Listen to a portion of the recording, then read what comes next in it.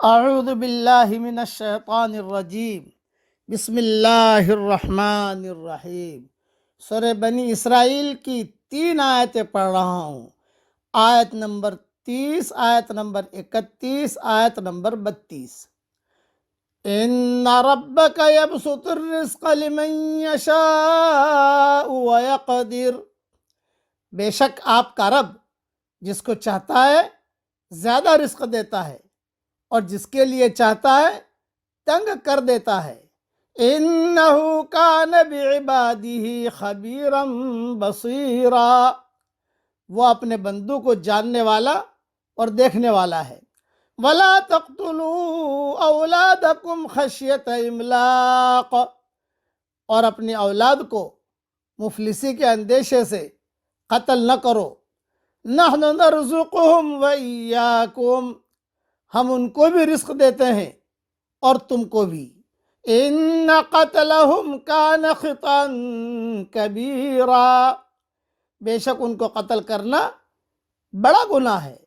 ولا تقربوا الزنا انہ کان فاحشہ، اور زنا کے قریب بھی نہ جاؤ، یقیناً وہ بے حیائی ہے۔ وساء سبیلا، اور برا راستہ ہے۔ تشریح سن لیجئے اس کی مختصر تفصیل انشاءاللہ ریاض التفسیر میں دیکھ لیجئے گا۔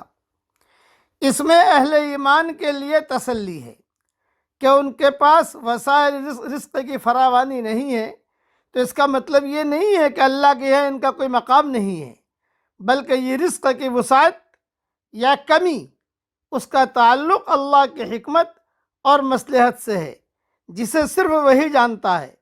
وہ اپنے دشمنوں کو قارون بنا دے اور اپنوں کو اتنا ہی دے کہ جس سے بمشکل وہ اپنا گزارا کر سکیں، یہ اس کی مشیت ہے۔ جس کو وہ زیادہ دے وہ اس کا محبوب نہیں، اور جس کو بہت دے بالکل نہ دے تو اس کا مبغوض نہیں۔ یہ ذہن میں رکھنا، مال کا ملنا یہ کامیابی کی نشانی نہیں ہے، اور مال کا نہ ملنا یہ ناکامی کی نشانی نہیں ہے۔ ہر حال میں اللہ کے حکم کا پورا ہونا یہ کامیابی کی نشانی ہے، اور اللہ کا حکم کا ٹوٹنا یہ ناکامی کی نشانی ہے۔ دوسرا کہ یہ جو کہا گیا کہ وَلَا تَقْتُلُوا أَوْلَادَكُمْ خَشْيَةَ إِمْلَاقٍ، اپنی اولاد کو مفلسی کے ڈر سے قتل نہ کرو، اس کی تفسیر جو ہے سورہ انعام میں بھی گزر چکی ہے، آیت نمبر 151 میں۔ حدیث میں آتا ہے، حضور سورہ انعام میں گزر چکی ہے، حدیث میں آتا ہے کہ حضور صلی اللہ علیہ وسلم نے شرک کے بعد جس گناہ کو سب سے بڑا قرار دیا وہ یہی ہے کہ تو اپنی اولاد کو اس ڈر سے قتل کر دے کہ وہ تیرے ساتھ کھائے گی۔ یہ حدیث صحیح بخاری شریف میں ہے۔ آج کل قتل اولاد کا گناہ عظیم نہایت منظم طریقے سے اور خاندانی منصوبہ بندی کے حسین عنوان سے پوری دنیا میں ہو رہا ہے، اور مرد حضرات بہتر تعلیم اور تربیت کے نام پر اور خواتین اپنے حسن کو برقرار رکھنے کے لیے اس جرم کا عام ارتکاب کر رہی ہیں۔ اللہ تعالی ہم سب کی پوری حفاظت فرمائے۔ پھر آگے فرمایا زنا کے قریب مت جاؤ۔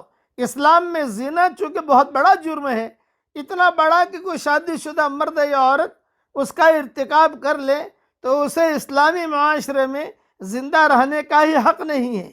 پھر اسے تلوار کے ایک وار سے مار دینا ہی کافی نہیں ہے، بلکہ حکم ہے کہ پتھر مار مار کر اس کی زندگی کا خاتمہ کیا جائے تاکہ وہ معاشرے میں نشان عبرت بن جائے۔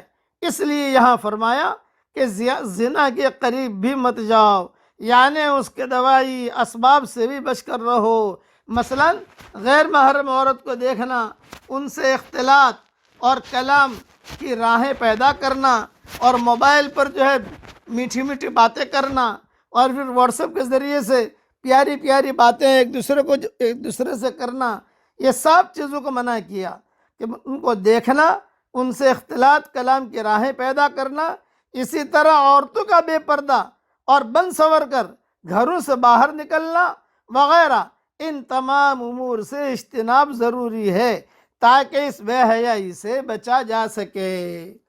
لڑکیوں کو قریب کرنے کے لیے ان کے برتھ ڈے میں مبارکبادی دیں گے، اور لڑکوں کو قریب کرنے کے لیے برتھ ڈے میں ان کو مبارکبادی دیں گے۔ یہ سب جو ہے زنا کے قریب کی چیزیں ہیں۔